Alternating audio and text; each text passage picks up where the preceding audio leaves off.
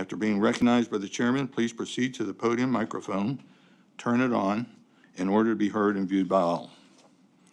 To conduct efficient business-like meetings, the town has adopted rules for how the meetings will be conducted. Primarily, these rules are designed to keep the meeting progressing along, assure that all points of view are heard and considered, and to provide common courtesy to everyone. We ask that you observe the established meeting rules when addressing members of the town staff and/or members of the Planning Commission. At the beginning of your presentation, please state your name and address for the record. We ask that you address your questions to the chairman. If necessary, the chairman may call on a commissioner or staff member to address your questions or comments. Once you have given your input, please return to your seat. We ask that persons speaking avoid the use of improper language and profanity.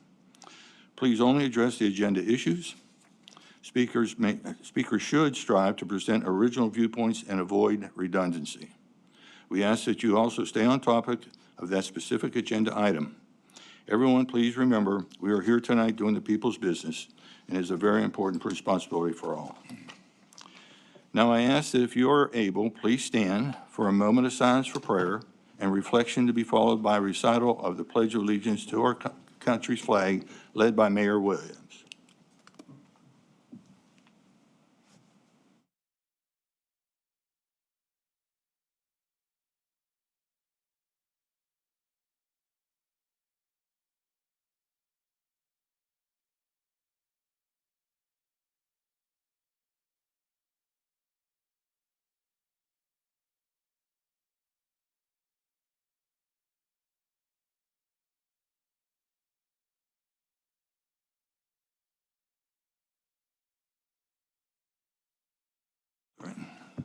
Approval of the agenda. Motion to approve. Second. Are there any changes to the agenda? No, sir. Okay, we have a motion and a second. All in favor of the motion, say yes. Yes. Yes. Opposed, say no. Motion passes unanimously. Approval of minutes. Are there any amendments or changes to the minutes? No, sir. Motion to approve. Second. All right, any discussion? All right, all in favor of the motion, say yes. Yes. Yes. Opposed, say no. Again, motion passes unanimously. Did you get all that, Mark, as far as motions and seconds? All right. We currently have on today's agenda 6 action items and 2 discussion items.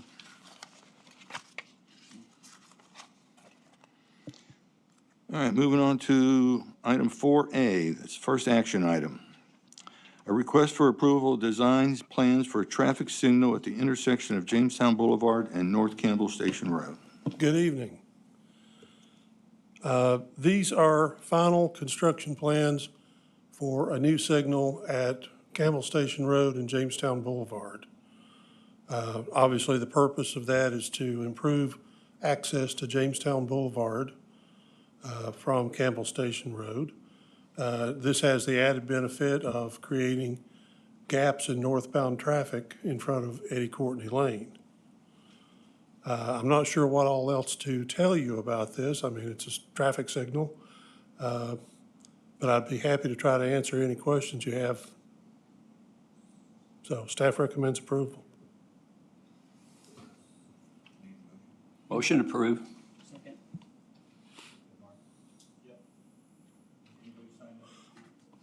I'm sorry, anybody signed up to speak? No, sir. All right. You've already talked. Any comments or questions from the commissioners? Yeah, I'll make a comment real quick since my office window is going to Yes. look right at this. Kids jaywalk across Campbell Station after school through this all the time. So this is super needed, and hopefully they'll stop jaywalking and avoid getting hit by cars. So it's good. This does include signalized crosswalks. I'll add, just for everyone's education, I think it's the middle school has as their emergency off-campus location is either the Lutheran Church or the community center. So now we have a safe way for at least the educators that want to practice getting down to there, how they can get it done. Because trying to do that without lights is very difficult. Means a fire drill would be pretty handy, having that crosswalk there. Sure. Any other questions or comments? Go ahead. So, obviously with the fire station right there, is there a way to, It has preemption. okay, Yeah. Any further questions, comments? All right, if not, we have a motion and a second. All in favor of the motion, say yes. Yes. Opposed, say no.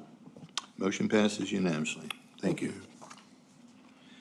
All right, next, item 4B, discussion and public hearing on a final plat for Phase 2, Unit 1 of the Grove at Boyd Station subdivision, 16.15 acres, 15 lots, zoned OSMR, Lynch Surveys LLC applicant.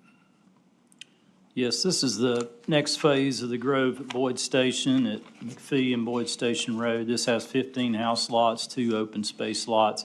This is also the phase with the roundabout on Boyd Station Road and the improvements to Boyd Station Road itself. The road was just recently reopened, as probably most of you all know. And so this is a relatively small phase. The staff does recommend approval of this particular unit, subject to the conditions that were in the packet, and those included providing a 2-year maintenance letter of credit for pedestrian facilities, stormwater detention, roadway, providing a completion letter of credit for pedestrian facilities, completion letter of credit for landscaping, providing a copy of the covenants for the town attorney's approval, obtaining the required signatures, completing the remaining site-related punch list items. The staff did conduct a site inspection on April 6th, and the site was definitely far enough along to be presented to the Planning Commission. So there's not a whole lot left in that regard. And then modifying note number 13, there's an error in that particular note. So with those subject twos, again, the staff recommends approval of this unit. Motion to approve the final plat for Phase 2, Unit 1 of the Grove at Boyd Station, subject to the 7 items. Second. All right, we have a motion and a second. Is there anybody signed up citizens to speak on this? No, sir. Okay, Russ, we're up to you. Go ahead.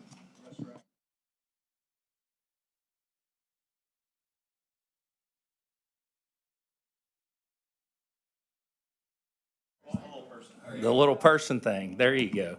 Gosh, y'all got all fancy on me in here and stuff. Russ Rackley, Rackley Engineering, representing the applicant, P.O. Box 30456, Knoxville, 37930. We have no objection to the conditions.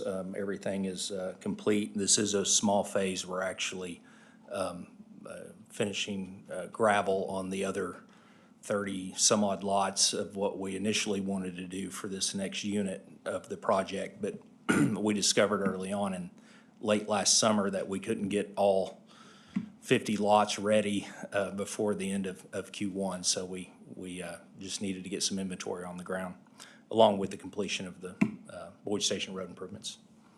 So we have no objection. Any comments or questions from the commissioners? Go ahead. The only question I have is, you got number 6 is completing site-related punch list. Is that a big punch list or a small punch list, or? I'm not privy to the punch list. As far as I know, everything is complete.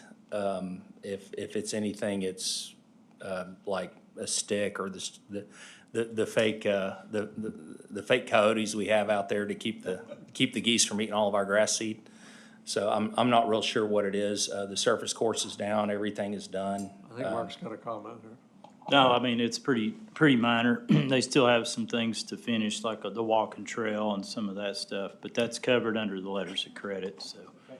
Yeah, it's really not a lot left on the punch list stuff. Just stuff Ben's been working with you on, those things. Well, to clarify, the walking trail for the road improvements, or we're bonding the sidewalks Yeah, that are right. in front of the lots, right? Yeah, right. Okay. Yeah. All right. Any other comments or questions? Roundabout looks great, by the way. Thank you. Good job. Thanks. And we, just to update y'all, tomorrow we'll complete the base stone on the Greenway Trail along Boyd Station Road and around the roundabout, and hope to get it paved next week. And so within about 3 weeks, we ought to be all seeded and matted and done with the road improvements. But the utility relocations delayed us greatly and put us into winter, and it's been a dogfight to get it this far, this fast. So, but it looks good. Yeah, I think the Shoto folks are really happy that you got the road back open again. 'Cause, Yeah, not so much the Willow Cove. They're hoping it'd stay closed forever. Yeah, I know. That's what they told me. All right, any other comments or questions? Question, Go ahead. you say you're in unit 1 of phase 2. How many units of phase 2 are there? There will be a total of 4 plats. The first 2, you'll see the next plat in the next 60 days, which is what we initially wanted to be the first unit of phase 2. But Okay, because of timing and trying to get inventory, things are going great out there for Saddlebrook. So we were trying to focus on what we could get completed enough to get a plat approved the quickest. okay. Right. So is phase 2, how many phases are there? Is this? 2 phases. Okay, so this is it. Is these 4 plots coming up will be Yep. it? That will Okay. complete the entirety of the total development. Okay. Yep. Just curious where We you were we and all had, that. phase 1 was 3 different plats, unit Okay. 1, unit 2, and unit 3. That's what's all done. The amenity center and pool is done, or 90% if it's not done. And so then this is phase 2, the second half. Basically, we split it between 2 50-acre kind of things, so, yeah. Refresh my memory, how many townhomes are you going to, is it 98 or 90-something? It was 30% of the total density, or 1/3, 33% was what we had decided on. But the last thing we plat here is more townhomes, but that we're gonna plat it last because we may can reduce that back down to single family, depending on how the towns sell. But they seem to be moving along pretty well now that the clubhouse is mostly complete and the pool's getting ready to open and all that stuff, so. Glad to hear that. Thank you. Okay. I apologize for not having a number off the top of my head. That was, 66 and 33. yeah. 99? 66 are on the ground and 33 are slated. Yeah. Yeah. Yeah, Okay, 99. thank you. Yeah, I know it was less than a third. That's what, was the condition of the OSMR. So, I'm glad to see they're moving too, they're selling, that's good to hear. All right, Yep. any other questions or comments? All right, we've got a motion and a second. All in favor of the motion, say yes. Yes. Opposed, say no. Motion passes unanimously. Thank you, Russ. yep. Appreciate you. All right, next item. Item 4C. Discussion and public hearing on a final plat for the Stonemead subdivision, parcels 070 and 072, tax map 142 off Boring Road. 39 lots, zoned R3, Lynch Surveys LLC applicant. Yeah, this is a new subdivision off Boring Road, just to the west of Baldwin Park and east of Waverly Court. There's 32 house lots and 7 open space lots. It does have a secondary access down into the Village Commons, a senior living community to the south. And then there's walking trail connections in 2 different places to the east to Baldwin Park and to the south to Village Commons. So the staff did also visit this site on April 6th, and it was in good condition. The staff is recommending approval of this final plat, subject to following comments. There's need to add a plat note related to the street name signs, and that's kind of a recent amendment we made to the subdivision regulations to basically clarify that the homeowners association is responsible for maintaining those because they're an alternative type sign than what we would typically have. To label all sections of the buffer strip, that's just a clerical thing. The buffer strip will be planted in the fall. They're not planting it now. There is a completion letter of credit that they'll be providing for that. A maintenance letter of credit for the road, pedestrian facilities, stormwater, completion letter of credit for the surface course, that's not down yet, and sidewalks. And as I mentioned earlier, the completion letter of credit for landscaping for the detention area and the buffer strips. Then obtaining all the required signatures. So subject to those 7 conditions, the staff again recommends approval of this final plat. Need a motion? Motion to approve. Need a second? Second. Well, you have a motion and a second. All right, anybody signed up to speak on this? No, sir. Okay, Russ, you got the floor again. Oh. I was gonna say one thing. You do it first. Okay. Again, Russ Rackley, again, Rackley Engineering, same address as the last item. The only thing, we have no objection, it says add the letter of credit for asphalt surface. We intend to do that next week. So I would just like it noted that if it's done before we come for signatures from the town, inspected by engineering and all that, that letter of credit's not required for surface if it's in place. And other than that, we have no objection. Mr. Money? Name and address, please. Brian Money, 122 Perimeter Park Road.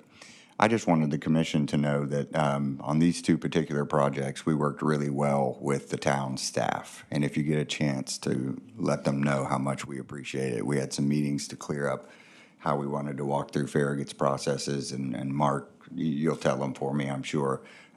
But I'm just really grateful. It was complex, coordinated, came with plenty of problems, but just tell them thank you. They're doing a great job. Thank you, appreciate that. All right, commissioners, any comments? I walked the property last week, and it looks real good. Of course, like I said, there's a few things still to be done, but my concern was the stormwater, and they've got that very well taken care of, so that looks good to me. That stormwater's in the bottom right corner, is that the southeast corner? Yes, sir. Yep. All right, any other questions or comments? None? All right, we have a motion and a second. All in favor of the motion, say yes. Yes. Yes. I say opposed, say no. Motion passes unanimously. Thank you. All right, moving on to item 4D. Discussion and public hearing on a site plan for a covered canopy and enclosure along a portion of the Ingalls storefront at 11847 Kingston Pike, zoned C1. Robertson Loa Roof PC applicant. Yeah, this is a relatively minor, at least from exterior perspective. What's being proposed is a covered seating area that's going to be east of the eastern access into Ingalls, and then on the west end of the west entrance, there would be a cart corral area expansion there. Now, the covered area on the east side, and this was one of the comments when the first site plan came through, it does cross the sidewalk across the front of the building, so they're routing the pedestrian route through that space if somebody wants to come from the east of this covered seating area. And they'll have that route will be marked and delineated, and all the tables will have to be fixed so that they don't stray into the path, because that can happen if that's not taken care of. So again, it's a pretty relatively minor amendment. Most of their work's going to be interior. They're trying to blend in the exterior as much as they can, given the fact that you're going to have an age difference, obviously, in materials, so it's not going to be a perfect match, but I think they've done a good job with what they're proposing, and the staff is recommending approval of this site plan. And I think they've already addressed the subject twos. They are fixing the tables. The route is delineated. They have provided the exterior lighting since the packet went out. And so looks like the only remaining comment is just a reminder that the signage, the exterior signage, is a separate review and approval, and the fact that it's on this plan doesn't necessarily mean that it's been approved. So with that, subject to, the staff again does recommend approval of this site plan. Motion to approve. All right, we have a motion and a second. Any citizens signed up to speak? Sir? No. You got the, My name's Preston Kendall, 2913 Highway 70 West, Black Mountain. I'm with Ingalls Markets, as Mark said. I think that one of the things that we had was we're going to get rid of 216 square feet of landscaping that we went across the front. But we went and we did the landscaping requirements, and we're over now. So by removing that, when we built the store, we just added landscaping all the way across to keep it visibly appealing. And so by adding this and taking it out, we're not really hurting that. So we are going to try to match everything as close as we can.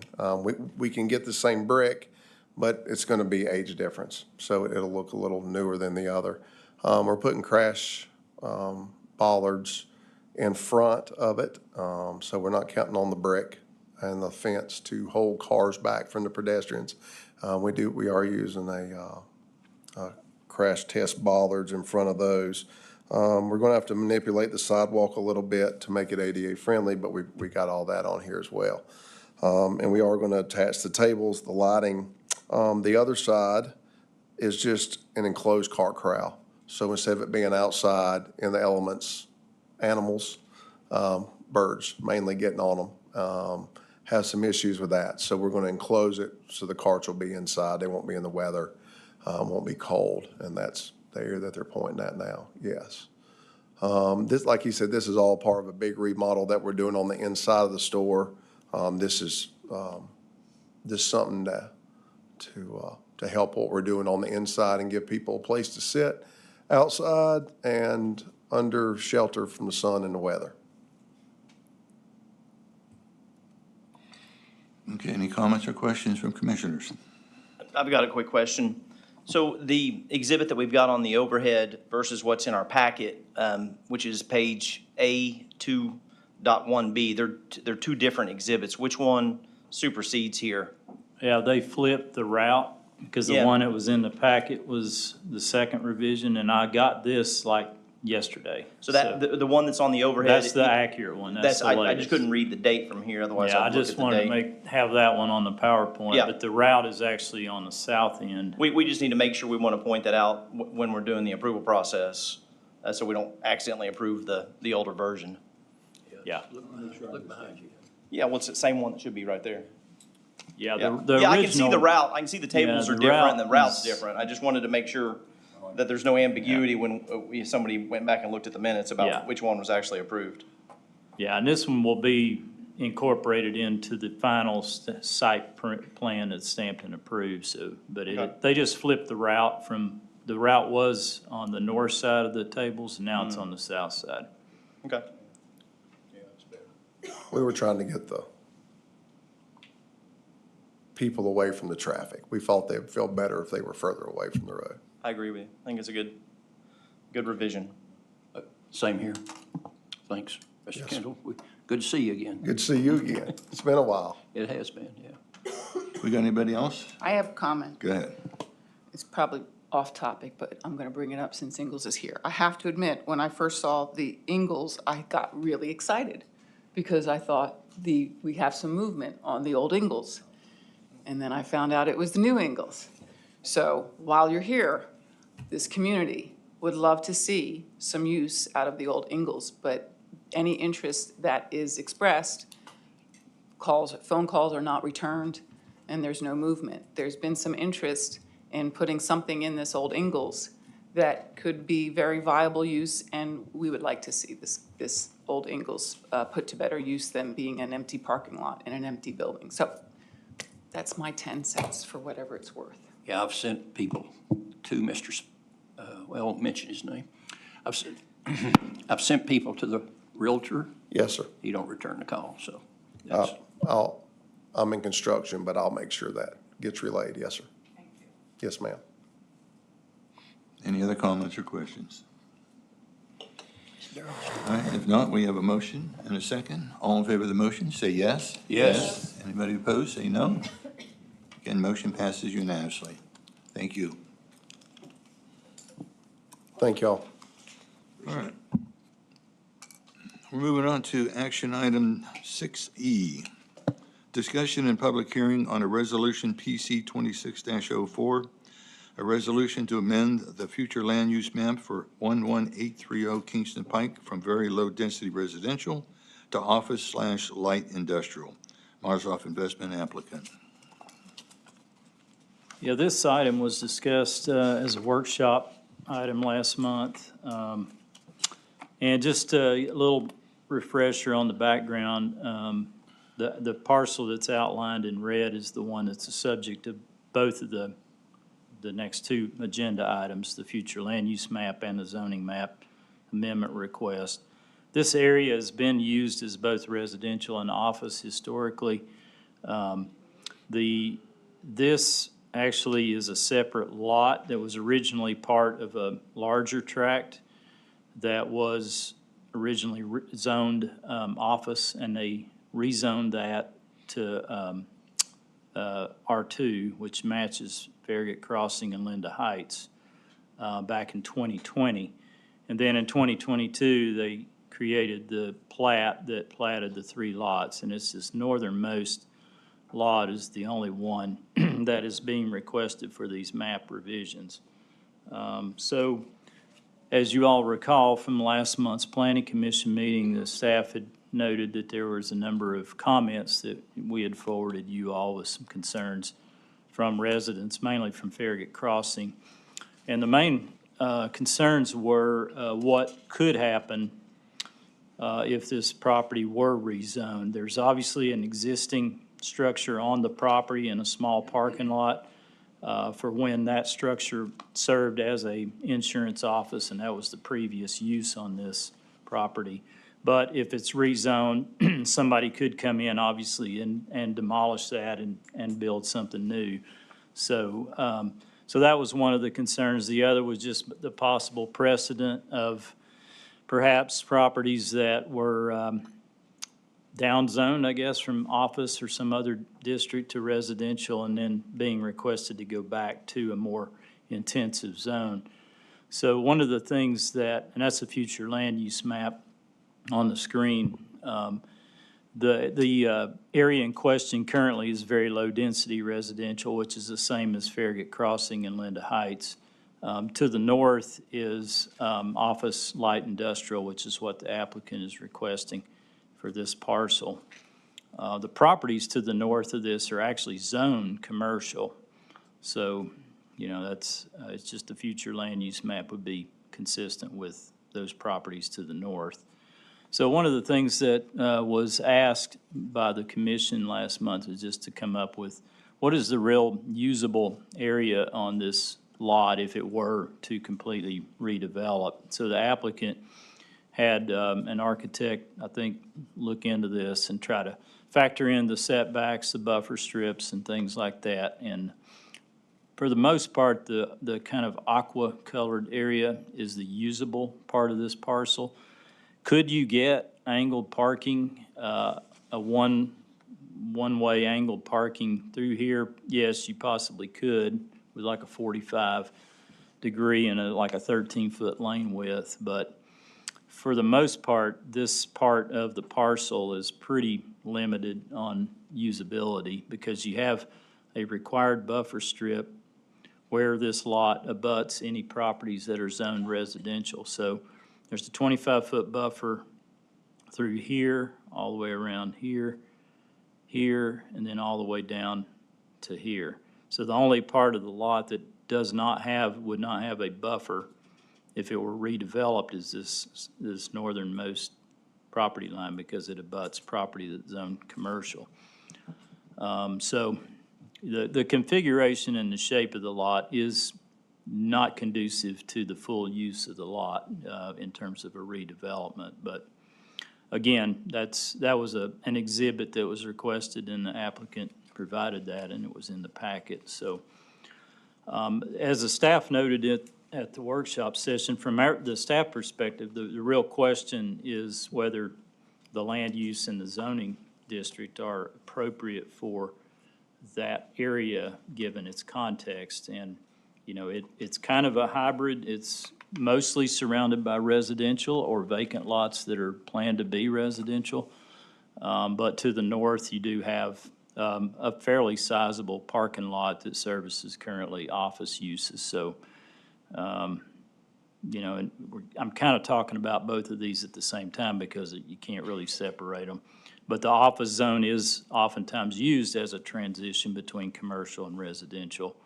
But again, it's a question for whether the planning commission feels that it's appropriate in this particular context. So that's kind of an overview of this. If anybody has any questions, I do have some people that have signed up to speak under this item. Okay, the item right now is amendment to to amend the future land use map. Do I have a motion? Motion to approve. Do I have a second?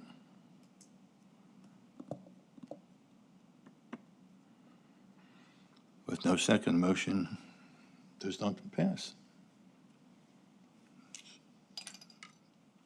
Moving on to the next item.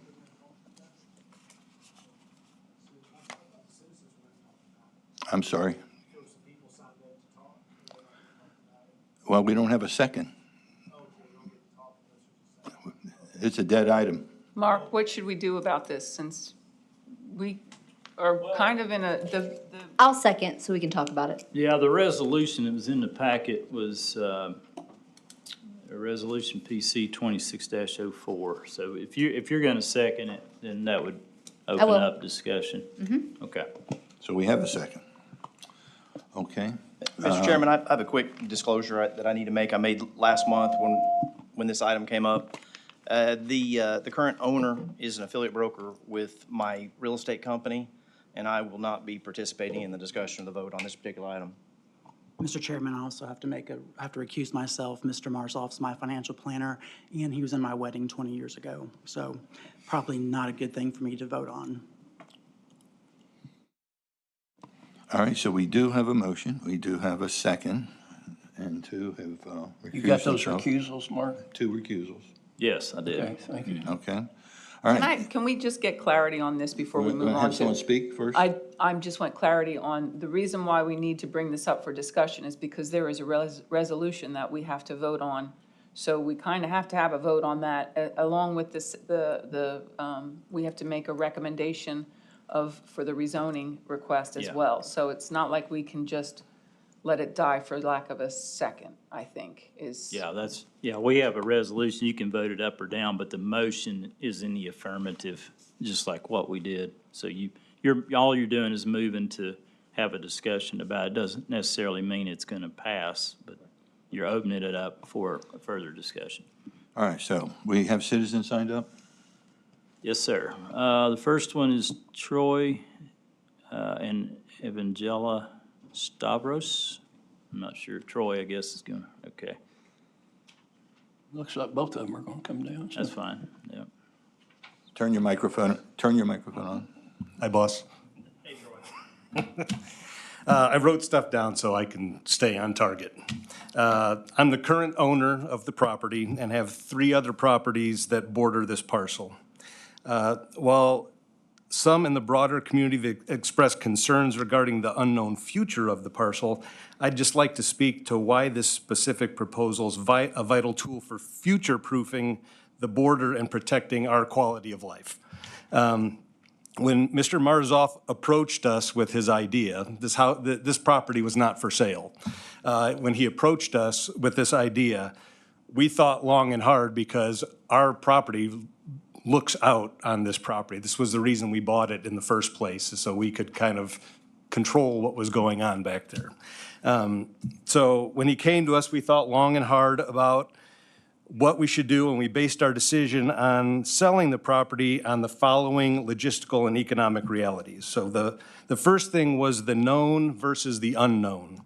By rezoning it to a boutique office now, we secure a predictable neighbor with professional Monday through Friday hours that end at 6 o'clock, and with the office staying in its current location where the existing house is. So we don't have to worry about something big being built behind us. It kind of secures what we see out the back of our house because he is going to be using the existing property for his office. So that was a big thing for us. And opposing this change leaves the property's future to chance, potentially allowing for residential uses that could create more of a 24/7 nuisance rather than a proposed low-impact office. Like, for example, we have a neighbor that has 2 huge dogs and they bark all night long, so we could have 2 more huge dogs in our backyard barking all night long, but that's not going to happen if there's an office behind us. I also wanted to provide some essential clarity regarding the facts of the parcel, which had been significantly misrepresented in recent public discussions. And I think this was important for the folks that are in Farragut Crossing. The parcel size. There had been considerable misinformation regarding the scale of the property. I'm glad that Mark went over what the usable space is because I think that tells us a lot. But, I mean, Farragut Press put out a big article on this thing and said it was 8 acres. It's 1 acre. So obviously, the size of what you can put on this is a lot different. So if someone's thinking they're going to put a building on 8 acres, that's way different than what they can fit on 1 acre.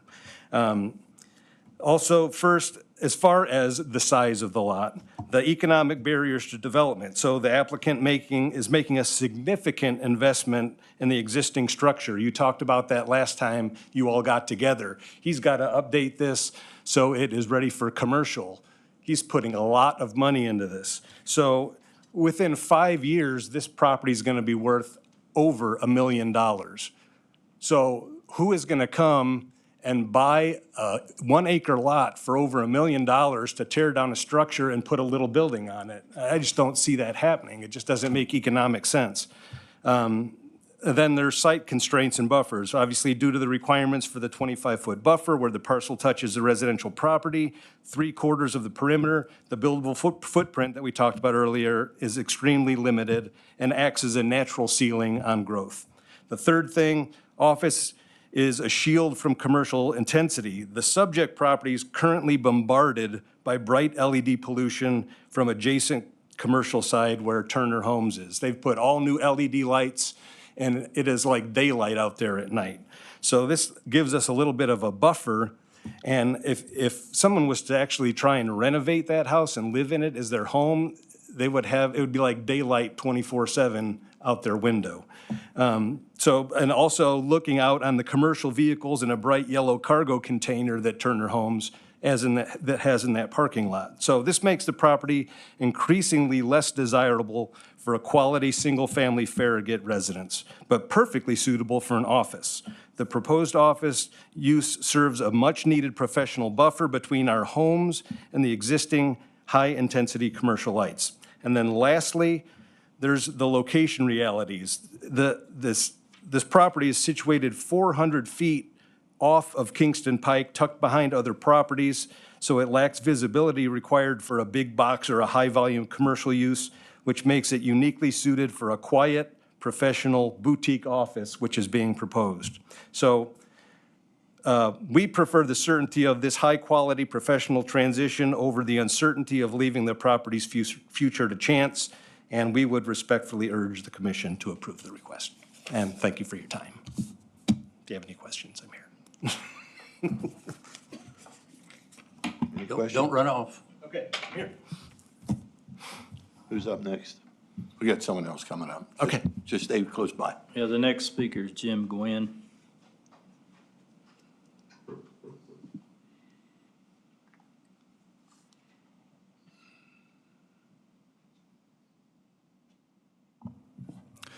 Jim Gwynn, 11903 Burnside Place. I'm speaking tonight on behalf of the Farragut Crossing Homeowners Association regarding proposed rezoning of this parcel. Before I begin, I want to thank the applicant for attending one of our scheduled HOA meetings and taking the time to speak directly with our residents. He was open, transparent, and willing to answer questions, and we found that approach refreshing. We generally appreciate that level of engagement. That said, Our position tonight is based on long-term planning considerations for the neighborhood. I'd like to begin with the most important point. This is not a new question for this commission. In 2020, this commission made a deliberate decision to update the land use plan and rezone this property from office to residential as part of a 1-acre tract. This decision was made with community input and with the support of our HOA. The intent was clear: to create a residential buffer between Kingston Pike and the Farragut Crossing neighborhood and the adjacent houses of Linda Heights. The tract was then subdivided in 2022 into 3 residential lots, reinforcing that intent. Tonight, you are being asked to reverse that decision just 6 years later on one of those same lots at the request of a private investor. Nothing about the surrounding residential neighborhood has changed since 2020. The conditions that justify that buffer still exist today. Our second concern is consistency with the town's own ordinance. The purpose of the O1 district is to minimize disruption to traffic and reduce negative impacts on adjacent residential uses. Placing office zoning directly adjacent to existing homes where none existed before does not minimize impact. It introduces it. We also want to reflect the voice of our community. Among the HOA members who have contacted us, opposition to this rezoning is running approximately 3-1. While not a formal vote, it is a clear and consistent reflection of neighborhood sentiment. We want to acknowledge that the proposed use itself is relatively low intensity, based on approximately 2,200 square feet and standard methodology from the Institution of Transportation Engineers. This type of 4-person office would generate roughly 18 to 22 trips per day. From a traffic standpoint, this is minimal. But the decision is not about traffic. It is about precedent. This parcel is one of 3 lots created from the original tract. Only this one lot is being considered for rezoning tonight, while the other 2 remain residential. Importantly, those remaining 2 parcels on their own are not large enough to reasonably support office zoning under the current site development standards. If this request is approved, the only logical path forward for those properties in the future would be to combine all 3 parcels into a single tract and pursue a much larger office zoning for the entire area. In other words, a yes vote tonight does not stand alone. It creates the framework for future requests that could ultimately eliminate the residential buffer entirely. We also want to highlight the real impact on homeowners. The owners at 111 Federal Boulevard purchased their home in 2023 with the understanding that the adjacent property was residential. That expectation matters. They are already experiencing increased noise from the nearby commercial activity along this corridor, mainly from Turner Construction. Approving this rezoning moves that impact closer still. As a HOA, our responsibility is to look beyond a single application and consider the long-term stability of the neighborhood. The town, the property owner, and the HOA supported the 2020 rezoning because it created a needed buffer. We believe that was the right decision then and remains the right decision today. We respectfully ask the commission to uphold that decision and deny this rezoning and change to the future land use plan. Thank you for your time and consideration. Thank you. Mark, do we have anybody else? Yes, I have one more, Joe LaCroix.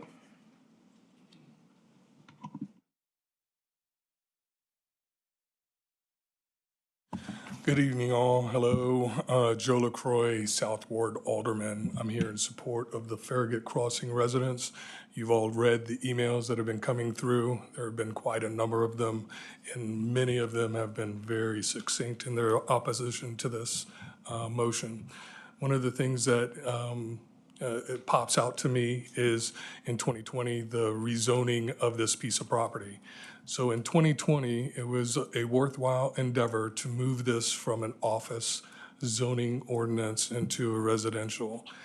The current idea that it needs to go back to office to create some sort of buffer between the commercial and the residential side just doesn't ring true for me. This piece of property is surrounded on 3 sides by residential.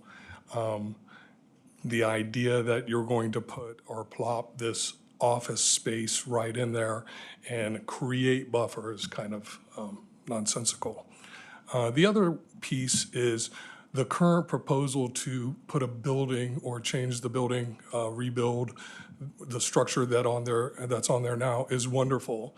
Except once you create this office zoning ordinance, the next owner may come in and do whatever they want that is amendable to the office zoning. So sure, 10 years from now, no big deal. That piece of property is worth more. Somebody's going to come in and build a big old building on it, and that changes the character of that neighborhood. So I'd like to just reiterate that I support the Farragut Crossing residents, and I'd like to see you guys turn down both the changes to the future land use map and the zoning request that's coming up next. Thank you. Thank you, Joe. Mark, anybody else? That's all that's signed up for this item. All right, commissioners, who wants to start? Does the applicant get to say? Oh, applicant, I'm sorry, yeah. Give him a chance. Jeff Marzoff of Marzoff Investment, 412 North Cedar Bluff Road, Knoxville, 37923. As I said before, I'm not a real estate person, and I've learned an awful lot through this, and I wanted to thank you, Mark. Mark's really patient. I took a lot of his time, mostly because I just didn't know anything about it. And Jim, and I did meet with the homeowners, which is what you all asked me to do. We had a great turnout. I think the article in the paper didn't hurt. But let's talk about the truth for a second. And whether it's for me or maybe for the next time, I just wanted to plant a seed. This is not something that I have to have. I've never tried to push it. It was kind of a walk of faith for me. It's something I wanted to do. And honestly, what I saw was an eyesore on a piece of ground, and I saw a beautiful little office there that I could fix up, and I honestly thought it would be good. I had no idea it was going to go in all these different directions. But the truth is this: if you go out there, what you really have is yes, you do have residential on one side, and you basically have a commercial parking lot and a road on the other. It really is, and you can see it on the map. What this is it's not residential, and it's really not office. What it is it's buffer. It really is, and because it's really not good residential land. It's not. Nobody wants to put a big several $1 million plus house and have a commercial parking lot with a 4-wheel drive truck and a 5th-wheel trailer behind it in front of you. And it's also not great commercial, because commercial, you really want to be up on more frontage. You want to be more, up on Kingston Pike where you can be seen better. So it's hybrid. What Troy said, and even the gentleman who just spoke, they're right. It's hybrid property.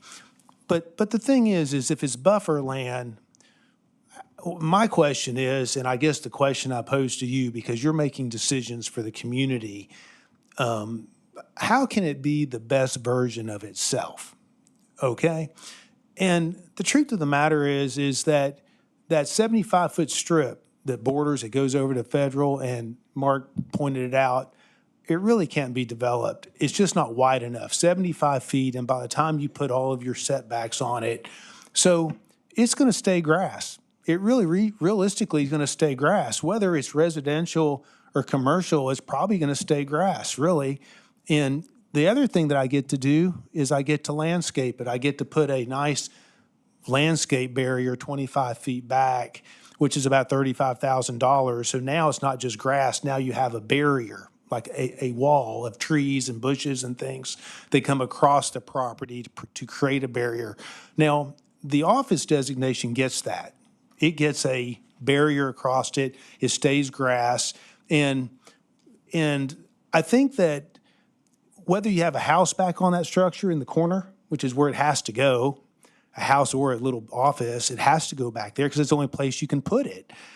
Or you have a house or an office, but the truth of the matter is the green space, the buffer is still there. The question is a residence there, he's going to put a house there, and he's probably going to run his driveway down that strip and cut the curb and put his driveway down on Federal, because he wants to be part of the subdivision. He wants to be part of the community. I'm not trying to do that. I'm just trying to be a good neighbor. So if it can be the best version of itself, it seems to me that,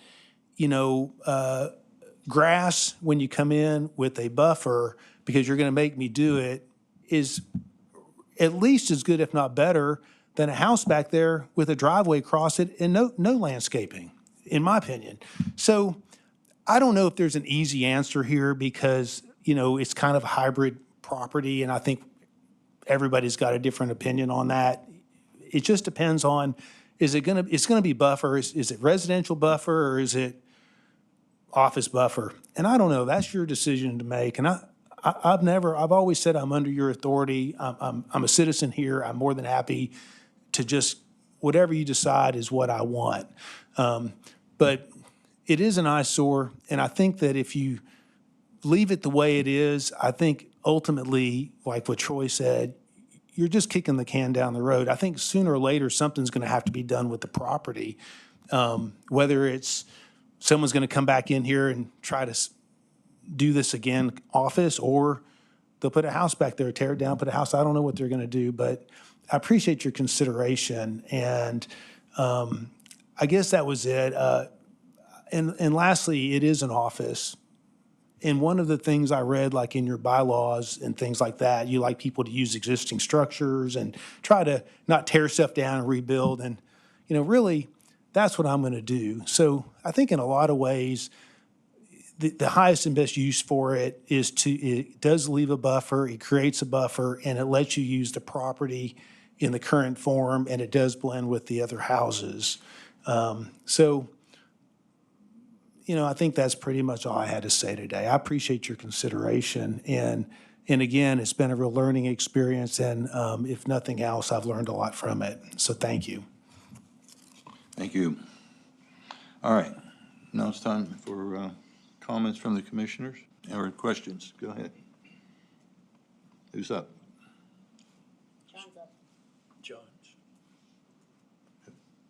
John? Nothing? Jeff? Jeff? Yeah, I'll have a comment. I wasn't part of commission in 2020 or any of the previous votes. Quite frankly, this decision for me is a close run thing. I'm super sympathetic with the concept of it being a buffer zone. And I'm not particularly worried about future use of it. I think for me, ultimately why I'm going to vote no is because of the precedent that was already set and why it was already set up as residential, and now we're back here 6 years later to revisit it. And ultimately, for me, I'm going to stick with what the decision was made years ago.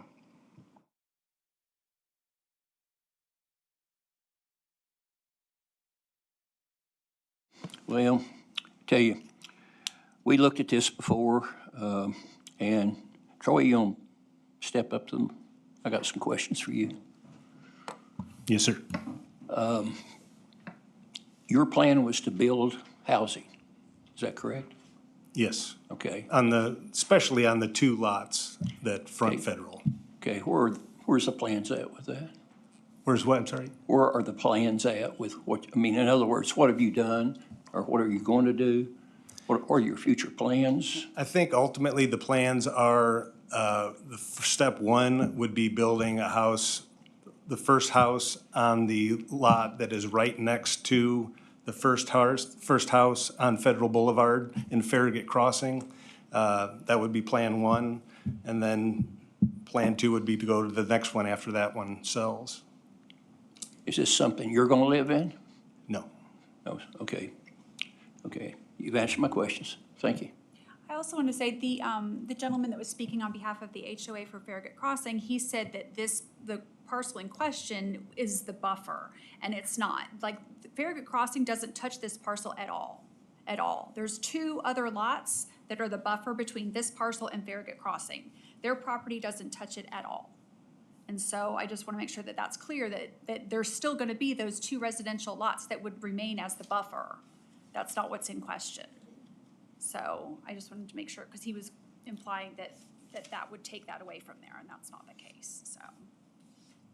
Thank you. Do you have any comments? No, he's Oh, yeah. recused. To me, to your comment with this is the buffer lot, since it's all R2, right? What you're saying is that particular lot's the sacrificial lamb, because there really is no buffer, right? Between the commercial and R2. So my question for Mark is actually, and this may be a little unconventional, but we do have a B1 zoning designation. So would it be possible to put a zoned buffer on the outside edge of this lot? Kind of like is between the elementary school and Ingalls. Well, it will have a 25-foot buffer required in the office zone. So Right. you really wouldn't need a buffer zoning district since you've got a buffer that would be required with that rezoning, unless I'm missing your question. Could we make it sizable so that it accommodates the existing structure, but does not allow for greater development in the future? Okay. I mean, the buffer, like I said, surrounds about 3/4 of this lot if it were Already. rezoned to office. And that pretty significantly limits the buildable area, the usable area. So it's probably around 15,000 square feet that's really usable, and that's what's in that aqua colored area. Okay. Yeah, you probably could introduce some 45-degree parking one way, but you'd have to probably have an access down to Federal for that. So you probably could snake in a one row of parking with a 45-degree angle. But that, for the most part, that stem part of the lot is pretty limited on what you would do, because you gotta plant the buffer on the south side of that. And, you know, the building setback is a combined 50 with a minimum of 20. So that's, and then the rear setback's 30. So by the time you factor in all those things, it's, you end up with pretty much what's in the aqua covered area as far as what's usable if it were rezoned to office. So I don't know if that answered your question at all, but it's already limited as far as. Can we limit it more? That's my question. I would not recommend that as a staff person. I think Okay. you either need to vote the O up or down. Okay. That'd be my professional recommendation on that. Thank you. Louise? I already stated my opinion, and it really hasn't changed from the last meeting. This isn't about who owns what backs up to what. It's about putting an office zone that is surrounded on three sides by residential, and the precedent that creates going forward elsewhere. And that is my biggest concern. And so I do not feel comfortable changing the land use plan or the zoning on this. Commissioner Ray?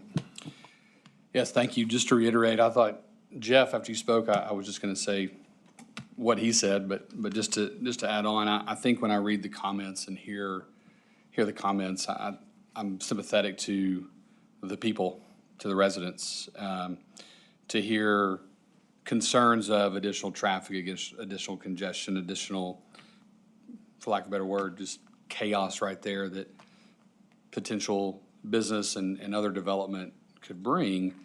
I think we need to protect that. So I did miss the last meeting, so I didn't get to weigh in on that. But in hearing, I think the applicant mentioned a future resident would want to have access to the neighborhood, be part of that community, be part of that neighborhood.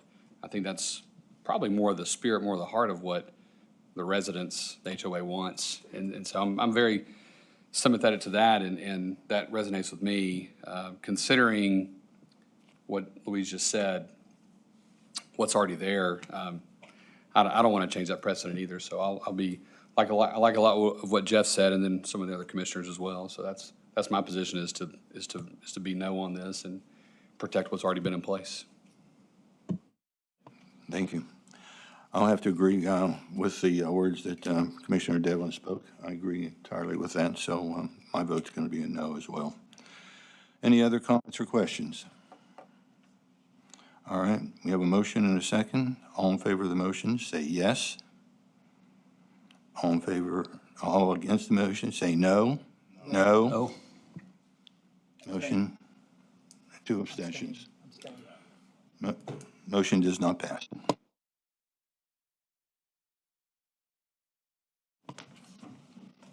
So do we move on to F? Yes, yes, we have to. Yeah, we still need to take action on F. All right. It's a different resolution and ordinance. All right, discussion and public hearing on resolution PC 26-05, a resolution for planning commission recommendation on ordinance 2608, an ordinance to amend the Farragut zoning map for 11830 Kingston Pike from general single-family residential R2 to office O1, Marzoff investment applicant. I don't need to really say much on this. This is just a zoning map component of this particular request, so if anybody has any questions, I'd be happy to try to answer those, but this is, again, just a zoning map amendment. There is resolution PC-26-05 is a resolution that was in the packet recommending approval of ordinance 26-08, which would rezone, would make a recommendation to the Board of Mayor and Alderman to rezone the parcel at 11830 Kingston Pike. Motion to deny.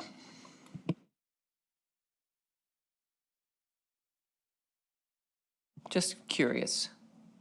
Do we have to make a I think motion? so, just like you did last time, and if you don't support that, then you can do the opposite. Yeah. Somebody else needs to make it then. Motion approved. All right, we have a motion and a second. Any discussion? I need to recuse myself again, please, thank you. Same disclosures before. Okay. Anybody else have any comments or questions at this time? All right, if not, we have a motion and a second. All in favor of the motion, say yes. Yes. No. We change. I'm sorry. Let me say that again. All in favor of the motion, say yes. All opposed, say no. No. Abstain. 2 abstentions. All right, motion has failed. Unanimous. Unanimous. All right, where are we? Now we're into discussion items. Discussion on a request to amend the Farragut Code of Ordinances, Appendix A, zoning, Chapter 3, district regulations to replace Section 5, rural single-family acre residential district R-1-S-A with a rural large lot estate district, RLE. Yeah, this item was discussed at the February Planning Commission meeting. At that time, the staff was looking at amending the agricultural zone and just lowering the minimum lot size from 5 acres to 2 acres. But after some citizen comments and feedback from the Planning Commission, the approach that's proposed at this time is to leave the agricultural zoning district in place without modification and instead replace the R1SA zoning district. There are no properties that are currently zoned R1SA. If you may remember, a couple of years ago, the Bel Air subdivision was rezoned from R1SA to R1 because it had kind of a hybrid of lot sizes, and the R1SA just didn't work well with that particular subdivision. So this would Mark, simply... can you make that clear, that that was a request from the residents of Bel Air? Yeah, it was. They came and requested that? Yeah, it was a request from the residents, well, from somebody that was looking to subdivide a lot, and that's what led to looking at the bigger picture of the R1SA and being really kind of inappropriate for that subdivision. So again, it's kind of a defunct zoning district, so the thought was to just, instead of having that, it's not, nobody's used that in years, is to basically put in this particular rural large lot estate zone in its place. And this is a pretty simple zone because you'd have to rezone property to do this. So I didn't put any like churches and schools, none of that is in there Because if you want to do this, you're going to rezone it for what the intent of this zone is. If you wanted to do churches and schools, there's other zones you could try to request it to or rezone it to if you needed to. But, so that was kind of the idea there, real simple in terms of the uses permitted. The minimum lot size would be 2 acres. And then one of the things that we've run into issues with some of the larger lot subdivisions that we have approved is that they needed a lot of variance requests from the subdivision regulations because the regulations were more designed for smaller lots, more dense developments. So it just didn't make sense to have a lot of open space or maybe even stormwater detention when you had really large lots that kind of had an open space character to them just by their design and layout. So there's a section in the draft language that talks about different types of development requirements where the planning commission could evaluate it and they could either waive or reduce those requirements depending on the nature of what was being proposed without the applicant having to go through a separate variance for each and everything that they're requesting relief from. So that's kind of the layout of the draft for this particular zone. And depending on your all's feedback, if you feel like it's a good direction and the language is acceptable, then we can move forward with making this a resolution for next month to support an ordinance to amend the zoning text. So if y'all have any questions, I'll be happy to try to answer those. I do have one person that has signed up to speak for this. All right, let's hear from that person. This is for discussion purposes, so Yeah, there's no that is motion. Diane Hall.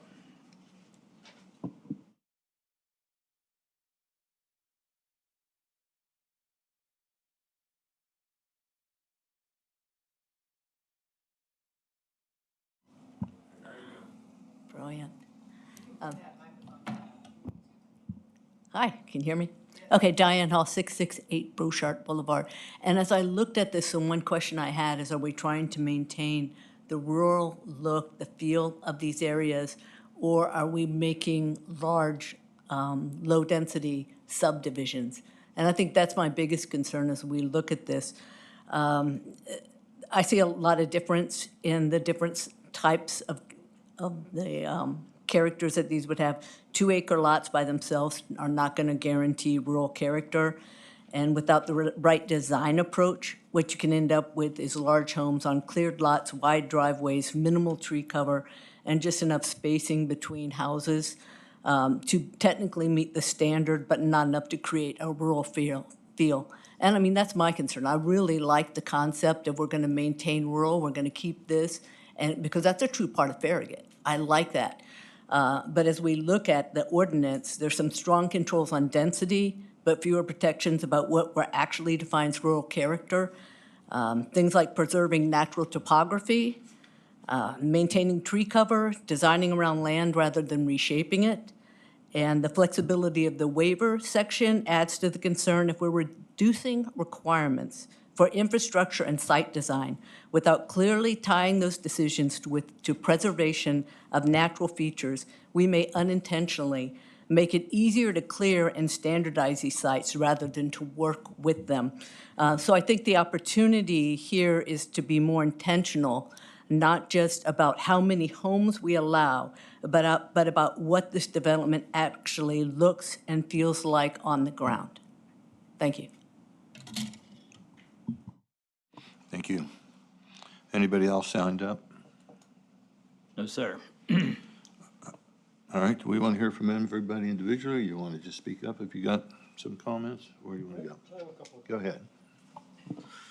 Mark, on the proposed draft here, on the height regulations, it said there's no height regulations on agricultural structures? That's in the current zoning ordinance, actually. They're not regulated now. You can build a barn 100 feet tall if you want to. But in a 2-acre Yeah. plot, we might want to put some limitations on that. We might have 100-foot silos out there or something. Yeah. That sounded like we might want to have some sort of limit on that, on this particular one. We got to be careful. If you got 25 acres, it's a little different, but if you got 2 acres. we got to be careful about agricultural uses. A lot of them are protected in the TCA. That's right. And so we've got to, we can't go outside our bounds here. I'm not advocating for a 100-foot silo by any means, but I'm just making everybody aware that, That's that exactly right. there are some farm and agricultural uses that are exempt from zoning, and there's nothing we can do about it.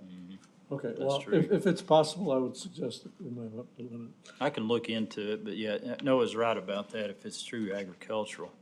But really, the intent of this zone is to have more open space, but it allows for somebody to have a more viable development option as opposed to the agricultural, which is a 5-acre. So it's still going to be Well, it's most not- likely But targeted it's toward not being labeled as agricultural anymore. It's being labeled as rural lot estate yeah, district. and that was the So I don't intent. know why it would still fall under the agricultural rules, even though we're kind of using that. But it would, I don't think it would by definition fall under the, It just depends on what, if the farmer wants to wave the farmer flag.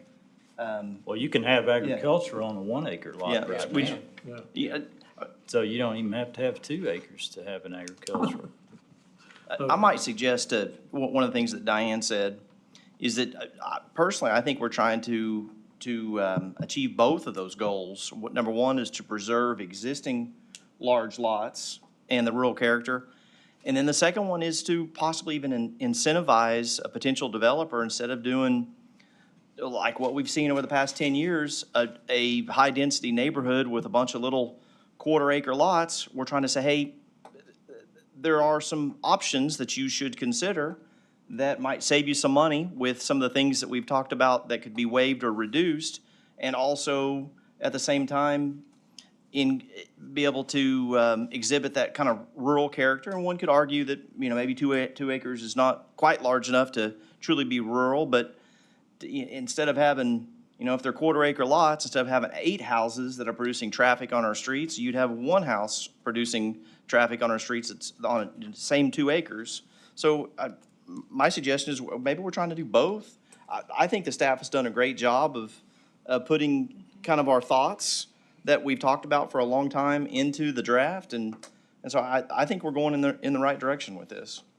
The one thing on the building coverage is only 15%, so that means 85% cannot be under roof. So again, there's not a lot of, you can't put a huge mansion that's gonna cover a sizable part of the tract, because 15% is as big as you can go with the coverage.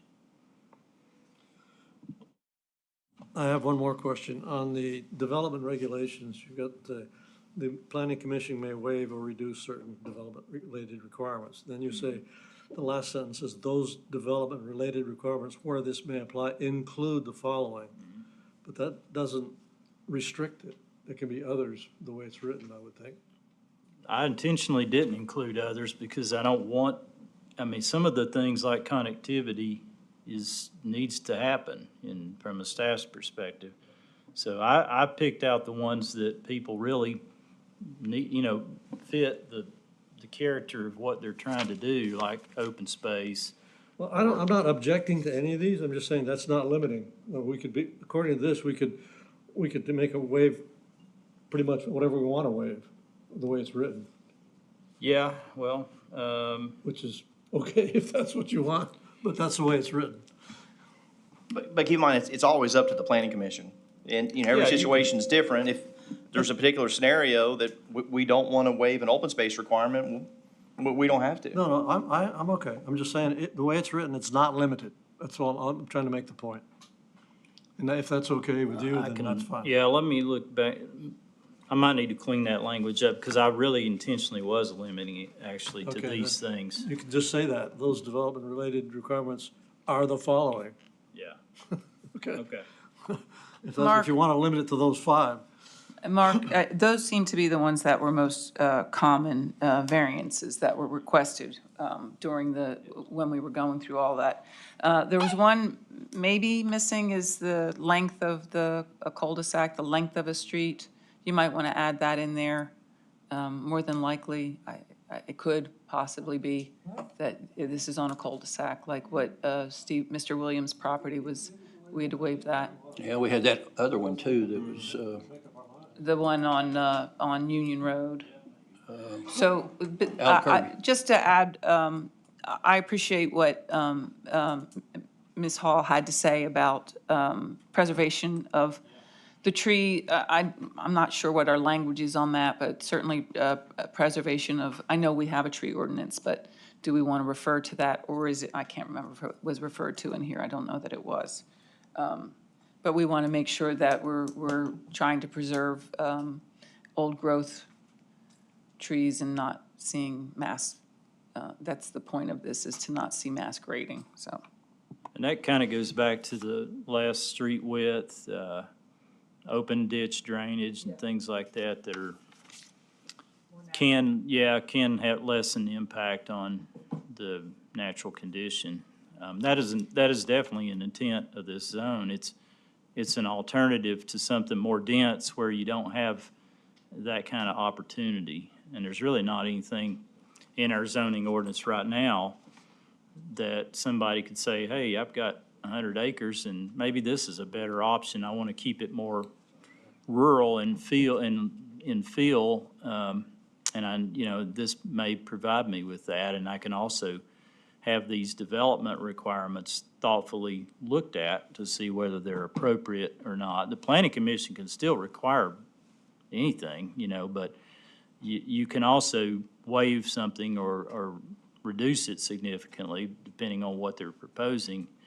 And there's really not that option right now. So people either just have to go through a bunch of variances or they have to develop like an OSR or a R2 or something like that. This is kind of fits a missing gap in our zoning districts. Mark, how many, what have we had, three different opportunities of this type in the past? I'm sorry, what? What if we had 3 different opportunities similar to this in the past? At least 3 that come to mind that had large lots that needed a lot of variances, yeah. And one of them ended up not building it, and they clear cut the land. Which one was that? The one on, right there behind the dollar store. On the Shad property. Oh. Okay, well that's not. Yeah, that was just our. I know, but he R2. was going down that road or down that path until he couldn't. Okay. So, we sure don't, to Diane's point, is we really don't want something where, we put him in a position to where he did like what the other guy did, and that's clear cut the land. Yeah.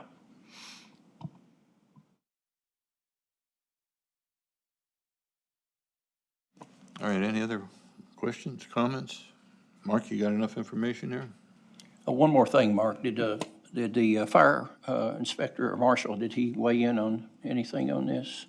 As far as the fire plug and? He will. Okay. He will. I wanted to get your all's input. I did have a comment on the street width that it still would have to meet the fire code related requirements, which is a minimum of 20 feet, and then it could be more than that. Well, then a hammerhead or a, Yeah, some kind of okay. turnaround, they'd Okay. have to have that okay, too. just want to make sure. Yeah, yeah. Remind me if I'm wrong, we kind of worked around that with Mr. Williams' property, did we not? I thought we did something different that technically meant the fire code. Maybe I'm wrong. Does anybody else recall that? No, you have a good memory, you don't recall that?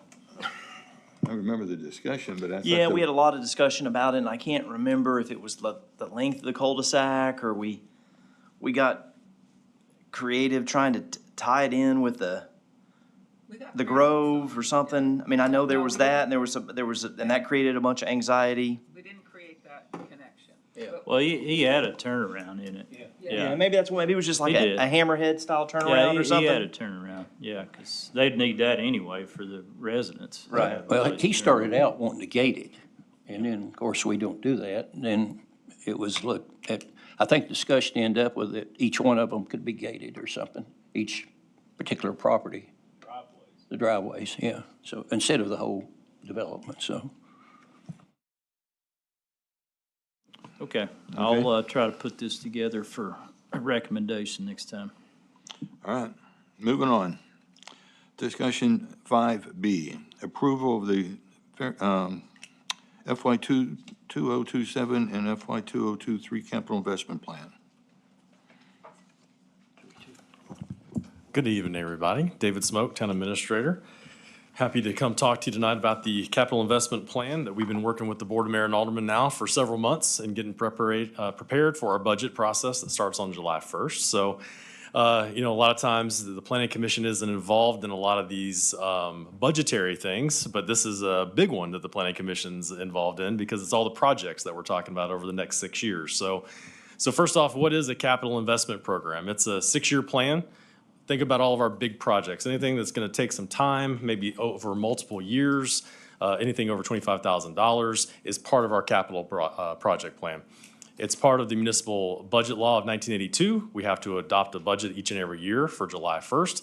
And if you have capital projects, which we do, then that also has to be approved with that budget. And we do those projects for a number of things. You've talked about some tonight. Road projects, park projects, land acquisition, stormwater. So many of the things that come before the commission when it comes to the built environment will eventually come back to you when you see a project come before the commission for the actual construction of it to begin. So what does the CIP also do? It allows us to really go through an orderly process of knowing when things are going to happen. We can plan ahead for future years, make sure our budget can meet those goals. Also look at staffing, look at maintenance, look at how much it's going to cost us to maintain these different things that we're putting into our community. And then it also helps us to prioritize, make sure that we know which projects are the most important to both the commission and also to the Board of Mayor and Aldermen. So how do we get these projects? How do we figure out, what's important in our town, right? First, we do a strategic planning process with our staff, also with the Board of Mayor and Aldermen. We have several workshops throughout the spring each and every year talking about these projects and prioritizing them and ultimately coming to the Planning Commission for your recommendation to go to the Board of Mayor and Aldermen for adoption of the CIP. We also look at grant opportunities. That a lot of times drives what we can do as well, whether it's for parks or roads, whatever that may be. If we have maybe state or federal funds attached to it, that also helps get these projects funded. And then finally, development is another way. If we have a development project coming forward that we know is going to be impactful to the community, we'll be talking about one tonight, then we have projects that are centered around that so that way we can be prepared when that project does come through to the community. And like I said before, with the Planning Commission, you're actually going to be approving adoption of CIP to the board, recommending that. But you don't really approve the funding of it. That's the board's responsibility to do that. So we actually break down our projects into 3 general categories. One is general government, another is parks and recreation projects, and the bulk of our projects that you'll see as we talk about them tonight is in our transportation and infrastructure area. And for tonight's purposes, I'm going to focus most heavily on FY 2027 projects because those are the ones we're actually budgeting for this very year.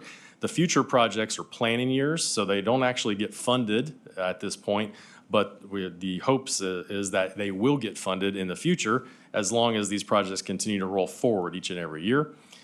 Certainly, I can talk about any of those if the commission's interested in those or talking about when those may come up or why they're not coming up sooner, or maybe we can push these back.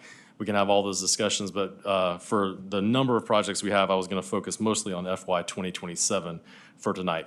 But you can see we have a couple of projects here for our general government projects. We have about $1.9 million in projects planned for FY 27 for our parks. And then for our transportation infrastructure projects, again, the bulk of our projects are going to be in this category. We've got right at $8 million planned in those. $6.4 million planned and a total of $8 million planned in our CIP for this coming year. So I'm going to fast forward to our general government projects. We've got the first one we have is land acquisition. So we try to purchase or put money away to be able to purchase property in the future, whether that be for right-of-way acquisition or land that's available for parkland or future town use. So we've got planned to add more money to that savings account that we have for land acquisition in next year's budget. We also have an internal process that we're looking at called enterprise resource planning. This is for the community development department. So we're currently going through that with our finance department and our HR team. Next up is going to be Mark's area and community development and trying to upgrade those systems that we have that are interactive with the public, where you do site plans, you do building permits, all that kind of thing. All right, next up we have Parks and Recreation. And our first project we have quite a few maintenance projects this year in Parks and Rec. We've got Anchor Park. We need to replace some fencing out there, so that's planned for this fiscal year. We also have Mayor Bob Leonard Park, our ball field diamonds. If you've been out there, our fencing's original, so we're looking at over the next few years to replace some of the fencing and do some other upgrades over time. But certainly the first phase of that is to replace some fencing on some of our ball field diamonds. If we fast forward to McPhee Road property, this is the property that the town purchased a couple years ago now, down at the corner of McPhee Road and just north of Boyd Station Road. It's approximately 70 acres, and this is, we're currently working on the master planning phase of that right now. And then when we get through with that process and heading into next year, we want to be able to design an entryway to get into the property and eventually figure out what a phase one would look like. Again, that's why we're going through the master planning process, so we can get some community input on what that, what the community would love to see out there at that McPhee Road property. Again, I want to fast forward then to our transportation and infrastructure projects. We have got adaptive traffic signal upgrades. So we just did our advanced traffic management system that we implemented this past year. Think about all the signals in town. They now communicate together a whole lot better than they did before. And so this is actually adding an AI component to that, so where it would start learning the traffic patterns and be even more effective and efficient.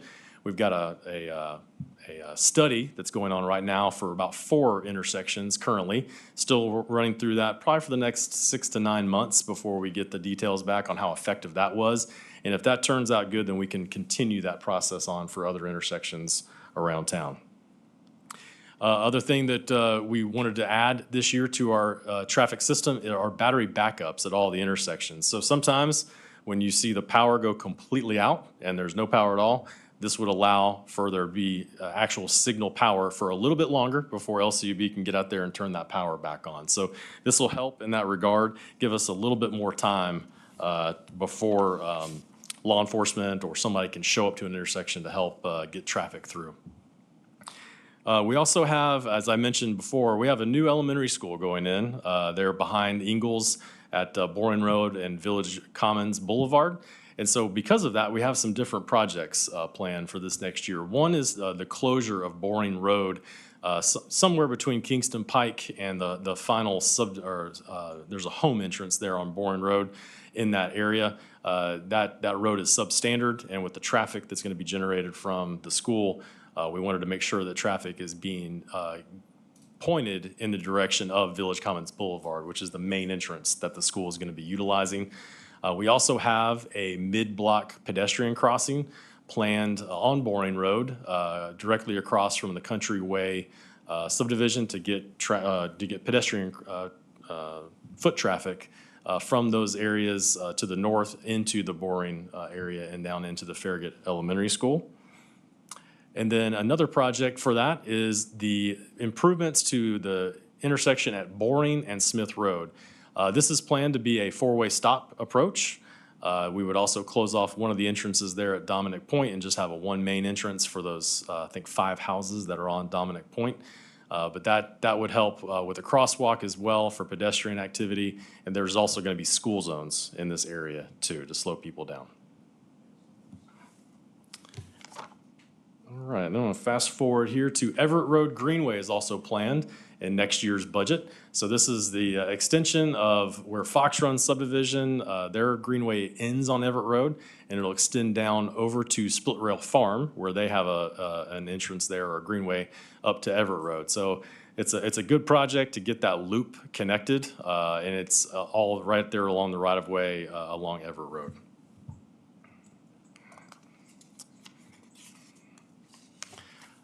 Next up is a project to do signal improvements at the intersection of Grigsby Chapel Road and St. John Court. So this is one that a few years ago we studied this at this intersection. It didn't meet warrants at the time for a signal, and now it does. And so this is a planned signal at that intersection. It would be design and construction that hopefully we could get done within that fiscal year. Next up, we've talked about this in the past. The project went away for about a year and a half, and now it's back, which is the Campbell Station Interchange Project. This is a really, really big project. Will be a big thing for our town, but also requires quite a bit of funding from the town in order to make that happen. Thankfully, TDOT's going to be picking up the largest part of that bill. It's about a $130 million project. But our portion of that is to start paying into that over the next few years. And then TDOT, they will manage and operate and do this entire project on TDOT's, on their time. So that's, again, another big one that we have had to put back into our budget, which is a pretty considerable amount of money. If you've seen around some of our major intersections, we added some illuminated street signs recently. This would be continuing on that for several more intersections that we have money budgeted for next year. And then hopefully by 2028, we'd be able to get to almost all of our intersections with illuminated street signs. Next up, we have Municipal Center Drive, and this is a study to look at extending Municipal Center Drive over to Jamestown Boulevard. I think we've got some money with our TPO right now to be able to study this project, so it's minimal funding on the town site, but this would look at what kind of impacts that would have on the surrounding area, traffic flows, things like that, to see whether or not that's a project that we want to be able to put in our budget for future years. All right, next up I have the Red Mill Dam Trailhead. This was a property that was donated to the town several years ago. This would be adding a parking lot there off of Concord Road and having a small trail going to a trailhead where the Red Mill Dam is. If you've never been back there, it's a really, really pretty area. And so we just want to be able to get pedestrian access back there, and so the public can start enjoying that. Next up is Sonia Drive, Admiral Road, multimodal improvements. We're actually going through the process now of looking at redesigning this, and I think originally we had looked at a little bit of a road project along with the sidewalk project, and we're slimming that down to just a sidewalk project. That's in the parent responsibility zone, and so we're looking at getting that back to the board for design and finalizing that design here in the next few months. So next year would just be putting money back in the budget to be able to move that project forward. Next up, we have stormwater improvements. Every year, we have some type of stormwater improvements that we need to do. We've got a pipe project we're about to work on here in Village Green here before too long. But this is putting money aside for those large projects. This was a big one a few years ago, to be able to take those pipes and get them replaced or lined, depending on what the best approach is for those. All right, next up we have Sugarwood Drive, and this is access to Kingston Pike. Again, with the school coming in, it's going to cause traffic to back up based on traffic impact studies. There in front of Sugarwood Drive pretty substantially. There could be significant delays trying to turn left onto Kingston Pike, or even people trying to turn left into Sugarwood Drive from Kingston Pike. And so this is trying to look at an alternative approach to connect Sugarwood Drive over to the entrance there at Smith Road. And it's currently under design and study. And so this is just putting money in the budget for next year to be able to purchase any right-of-way needed, as well as start construction. With our ATMS project, we have several intersections that have monitoring cameras, so that way we can see traffic. You know, our guys don't have to be out on the roads all the time looking at everything. And this is just adding more cameras to that to those projects, so that way we can see more things around town from our central hub in the engineering department. Then we have Turkey Creek Road multimodal improvements. This is a project that's been under legal review the last couple of years, and we just continue to push that off until we can get some answers from the legal side of things on this. But this would be to purchase right-of-way and construction if that project was able to go forward. I think our final project that we have planned for next year is the Watt Road Roundabout, and this is one that we currently have engineering is close to being complete. Look to do right-of-way acquisition here soon, and then construction of that. And this would be at the southern entrance to Mayor Bob Leonard Park there on Watt Road. So overall, I'll just show you that we've got around $47 million in projects planned over the next 6 years. It's a pretty lofty goal for us to be able to meet. But we do feel that we can have that as a balanced budget. As you can see at the bottom, over the next several years, our funding looks to be in good shape. And of course, as I said, FY '27 is the funding year. All those future years are planning years, and we can always amend those if needed. So with that, I'll be happy to try to answer any questions that the Planning Commission may have. But first of all, we need a motion. Second. All right, we have a motion and a second. Are there any citizens signed up? Yes, I do have two that have signed up for this. Okay, did you get the motion and second? Meyer and Myers. Is that right? Myers and Meyer. Myers and Meyer. Got you. Thank you. All right, who's a citizen? The first speaker is Greg Weberly. Weberly.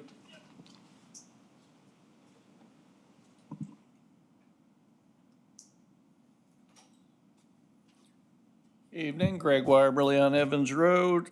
I don't really have comments, I just got questions in reading through the plan. When it comes to Evans Road, it describes critical greenway connection. I don't know what a critical greenway connection is. I was wondering if somebody could explain that adjective to me. Mark, do you want to try that first?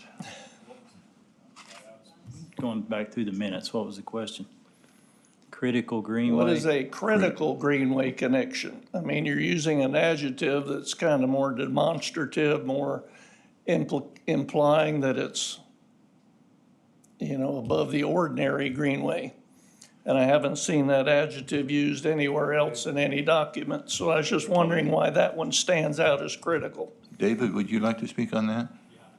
Yep, okay. You want to finish your comments and then I can go up there and address that? Do you want to finish? Greg, you finished? Do you have anything else that you all want you to had? ask, or is that it? Well, no, the second comment is that at the workshop over the budget, one of the aldermen made the implication that these improvements could be kept in the right-of-way, and yet I'm seeing almost $750,000 in the budget for land acquisition. So my neighbors and I are wondering, what's the truth? Are we dealing with a right-of-way issue, or are we dealing with a land acquisition issue? Is that it? That's it.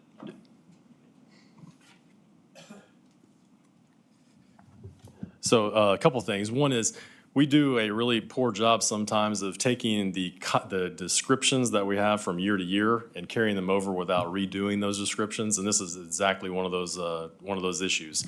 So with this project, I think the Planning Commission last year has already slimmed down what Evans Road is going to look like in the future by about 20 feet overall for that right-of-way acquisition, or just the general scope of what that roadway would look like when it's improved. I think it's a couple of 10-foot lanes with then a sidewalk greenway on one side of the road. So that's going to drastically limit that project whenever it does get built eventually. We have not designed that. That's something that when we get to the details of that, we'll certainly look at and try to fit as much as we can into the right-of-way. Certainly, we always put money in the budget for any type of either right-of-way easements, whatever it may be, because we just don't know until we design it. But again, that's why we want to have money there in case we need it. Hopefully, we don't. But if we do, then we want to have the money there to fund it. Yeah, we may also have to use that sometimes with stormwater, so that's kind of a description of what the money is to be used for. And with right-of-way, could be an easement even, so.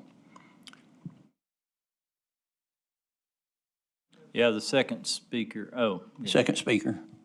Just wondering, you didn't address the issue of why it's a critical greenway. I think David did. It's carryover terminology.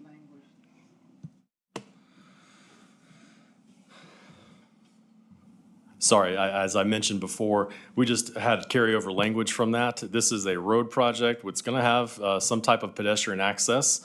That's the way that the Planning Commission and the board has adopted our major road plan.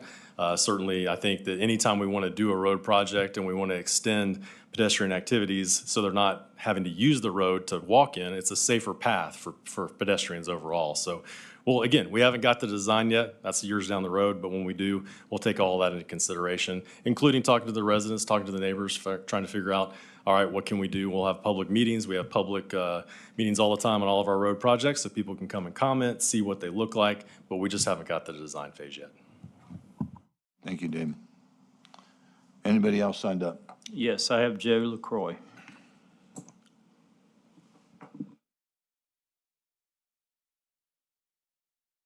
Like a bad penny, I'm back. Hello, all. Yeah, so going through the packet, the MPC packet, I noticed that the descriptions that you guys had for some of these road projects were not changed during the CIP budget hearing. We talked about it as a board, and we, guided staff to put some entries in there, make some text changes.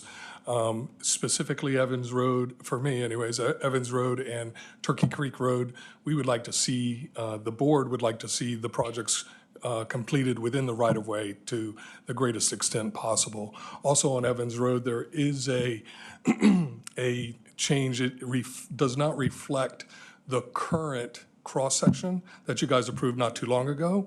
It would be something that you guys should probably discuss in coming up to amend that language to make sure that the cross-section is there. So, yeah, that verbiage, and I spoke with David before. David's going to work on, creating the new text, and, great idea came from David to put that verbiage in all of our road projects moving forward to say that we were going to put our new roads within the right-of-way to the greatest extent possible.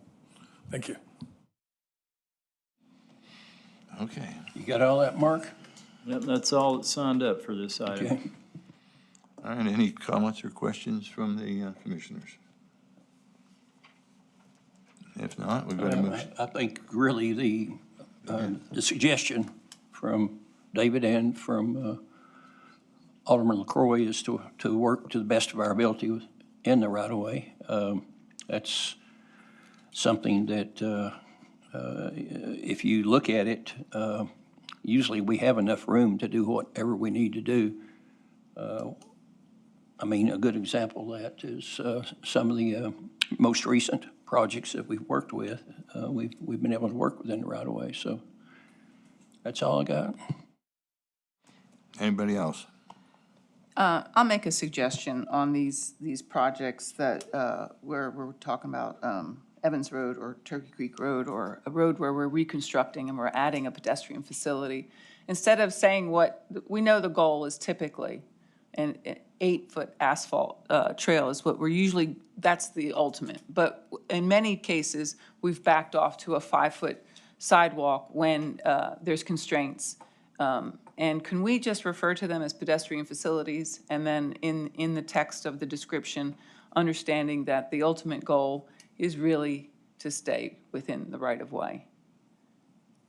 That's all my suggestion. Instead of saying 8-foot asphalt or 5-foot sidewalk, just call it a pedestrian facility, so that we know if we can't make it work, we have flexibility. Yeah, I think that's probably something that we need to look at too, because most of the time, what we're really doing is, if it's a substandard road, then we're actually usually adding curb and gutter, because most of these substandard roads have not been engineered. They're just, they were a path and then gravelled and then paved, and there never was any stormwater put in or any thing else. So when you're doing that, you're putting curb and gutter in, you're recrowning the road, usually and widening it, and then you're putting the pedestrian facilities. So I think that's really kind of the verbiage going forward for David. I think it, in my opinion. Anybody else? No? All right, we have a motion and a second. All in favor of the motion, say yes. Yes. Yes. Opposed, say no. Motion passes unanimously. All right. Next item is item 6, approval of utilities. We have none. All right, next item, citizens forum. Do we have anybody signed I up? do. I have Jimmy J.J. Jones signed up to speak.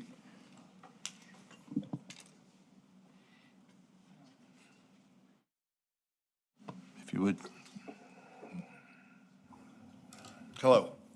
My name is Jimmy J.J. Jones, and I'm a candidate for Knox County Sheriff. I worked for the Sheriff's Office for 34 years, and I worked for the Knoxville Police Department for 6. I was your sheriff from 2007 to 2018. I want to talk to you tonight about some things that seem like every time I speak to people in Farragut that seems to come up, and not only in Farragut. I was at a forum last week in Carnes, and the closure of the precinct down here came up as a question there also. I was the sheriff when we opened up a precinct in this building. For a period of time, we had a precinct here, and as expansion grew in this building, we were asked to relinquish our spot, which we did freely. We were happy to do that. And we moved to Turkey Creek, where the precinct was before it was closed. We had a great relationship with those project managers down there, found us a great place to stay. We built it out with inmate labor. I think the contract was for $200 a month that we were paying. So it was, we had a retail theft unit down there, which was good in that area that we were helping with all the retail stores down there. We knew at a point in time that we may have to move. We were told that from the very beginning. On several occasions, people had looked at the space that we were in, and we had been alerted that someone may want it. Eventually, someone did want it. But the office, now this is not under my tenure, this is under the sheriff that's there now. Eventually, they were notified that someone wanted that space. They were given a couple of alternatives, one next door, which was a smaller space, and another one down the road, down the sidewalk, a couple of blocks, was a larger space. The smaller space was not what we needed, but it would have been fine for a temporary fix. We had a contract through June of this year. Instead, the sheriff's office pulled out and left, didn't take advantage of either one of the opportunities for the temporary fix.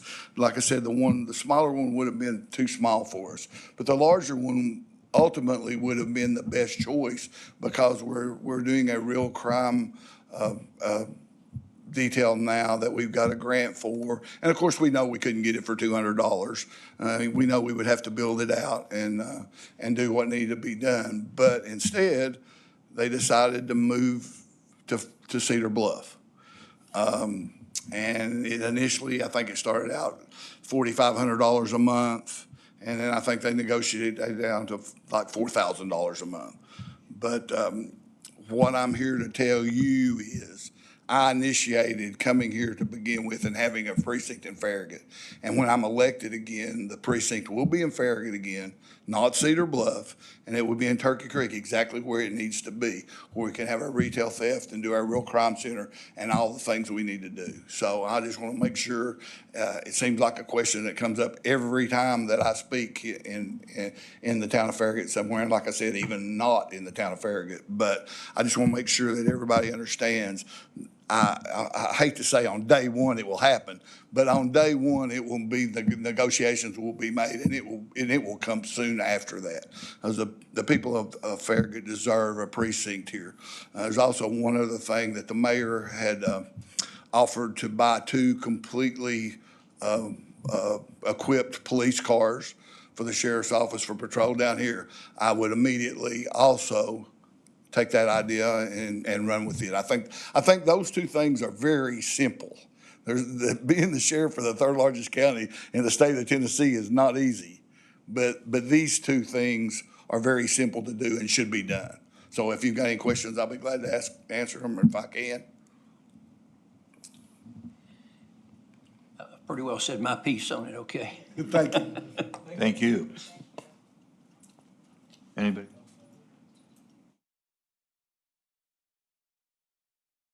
Time is approximately 7:50, and we are adjourned.